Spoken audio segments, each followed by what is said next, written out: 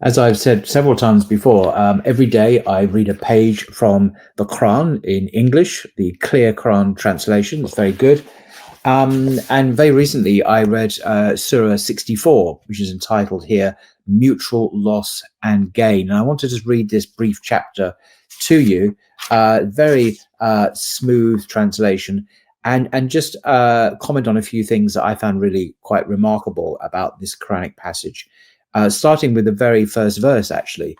Whatever is in the heavens and whatever is on the earth constantly glorifies God.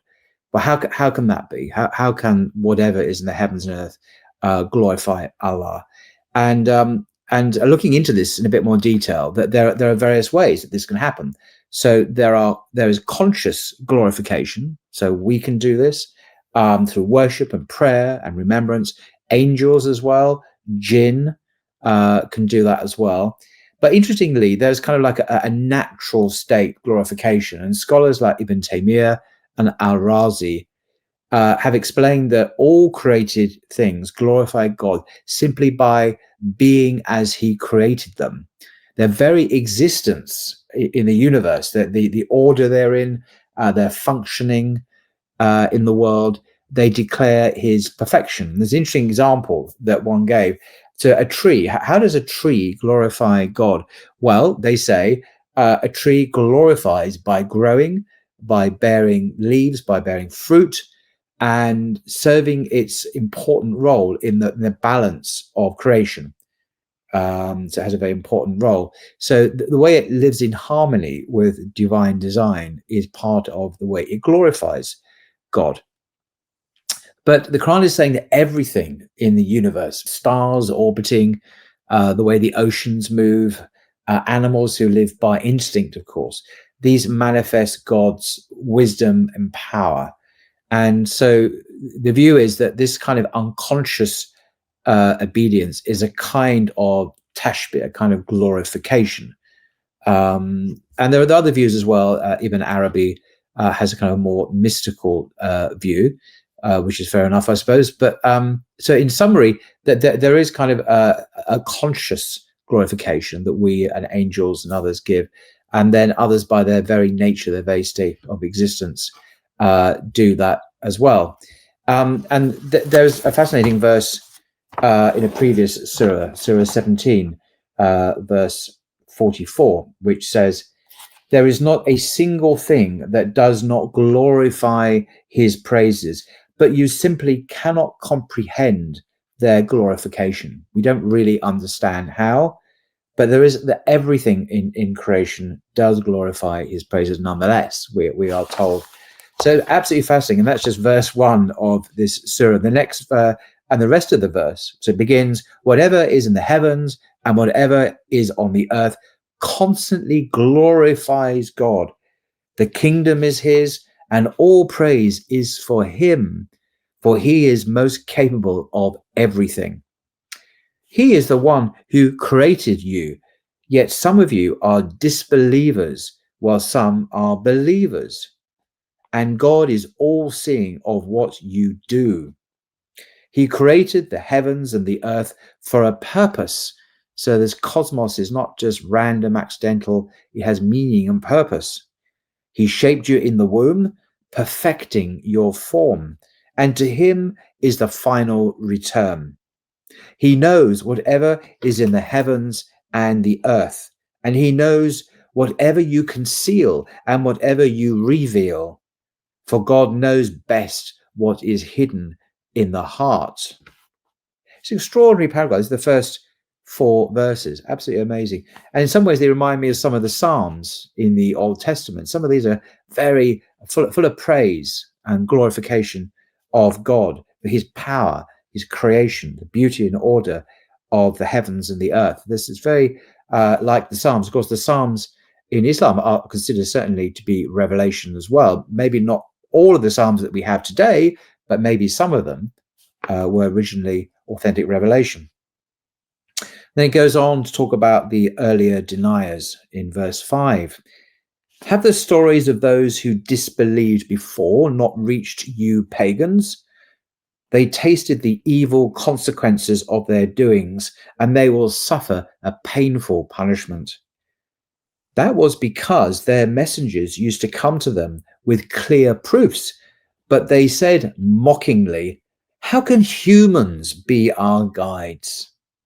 So they disbelieved and turned away, and God was not in need of their faith. For God is self-sufficient, praiseworthy. He doesn't need anything, doesn't need anyone. And then there's a message to present deniers in verse 7. The disbelievers claim they will not be resurrected. Say, O prophet, yes, by my Lord, you will surely be resurrected. Then you will certainly be informed of what you have done. And that is easy for God. It's extraordinary. Everything is recorded. Everything will be repeated back to us, and we will know the truth of what we have done. And this is easy for our Creator, it says. So believe in God and his messenger and in the light. And there's a note at the bottom, the light is the Quran. We have revealed. And God is all aware of what you do. Consider the day he will gather you all for the day of gathering. That will be the day of mutual loss and gain. This is the very title of this surah, Surah 64. That will be the day of mutual loss and gain. So whoever believes in God and does good, he will absolve them of their sins and admit them into gardens under which rivers flow, to stay there forever and ever. That is the ultimate triumph.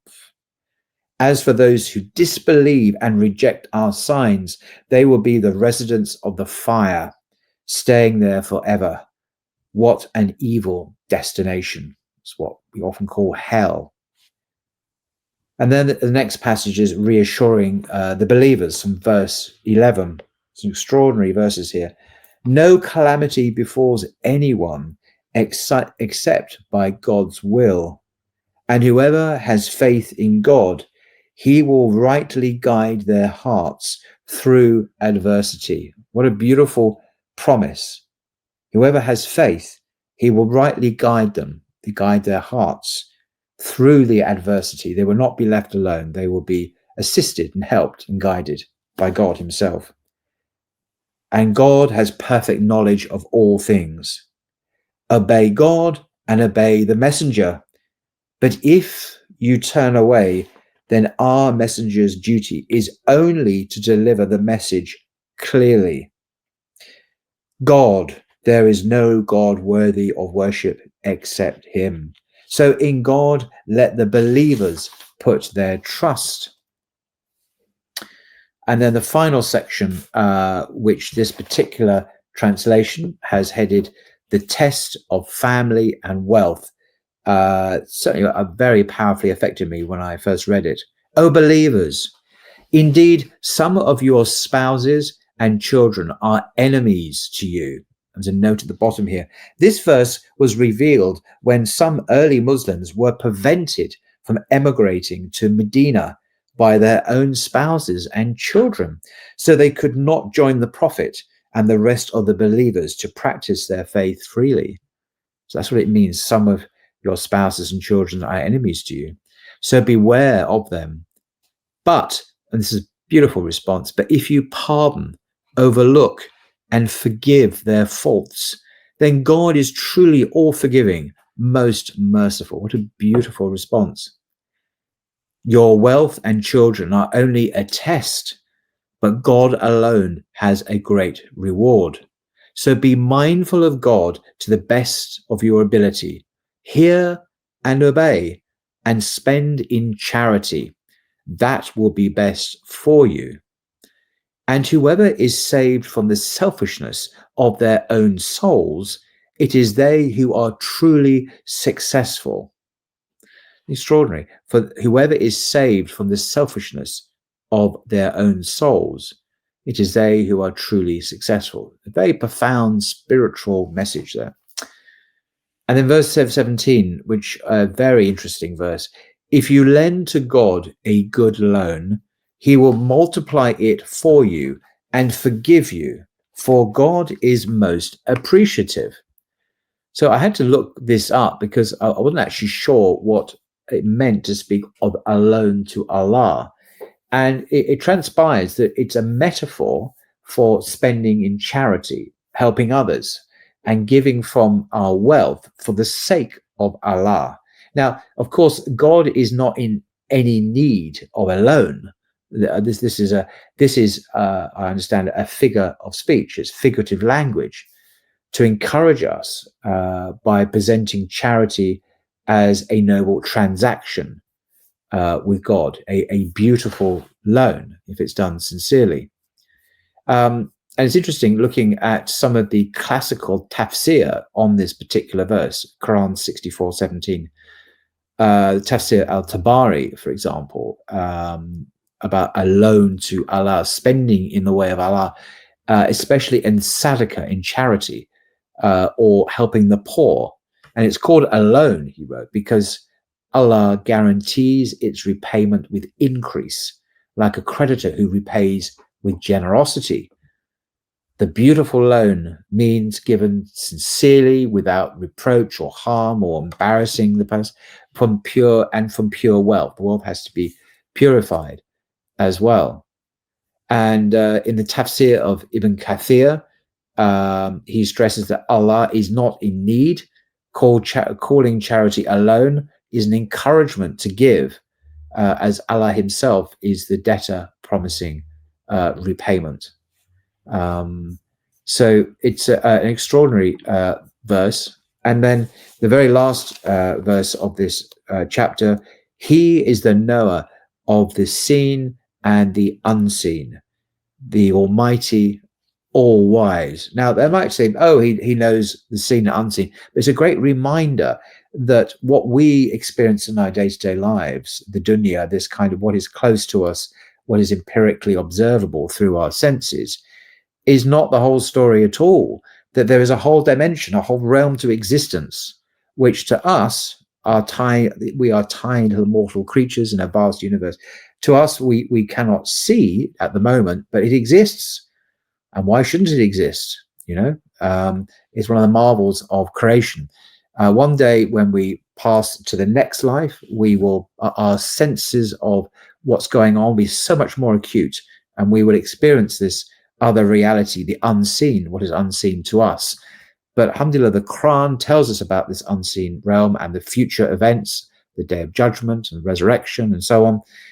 So we will be informed of what is happening and what will happen in the future. So we are being reminded of these fundamental truths. So back to the first verse, Surah 64, whatever is in the heavens and whatever is on the earth constantly glorifies God, even a rock, So next time I'm out in the park or in nature, I'll try and remember this verse and think, how are these, this extraordinary creation, how is it glorifying God in ways perhaps I cannot understand, but to be aware that that's what's happening, that they are silently, or not so silently, witnessing and praising their creator. And that's a beautiful, beautiful message, I think. So just want to share that with you. This is the clear Quran. I was very fortunate recently to meet Dr. Mustafa Kitab, who is the translator of this. This is actually quite an outdated version, apparently. He gave me the much more recent edition of this book. So I'm very grateful to him for this new copy. So until next time, inshallah.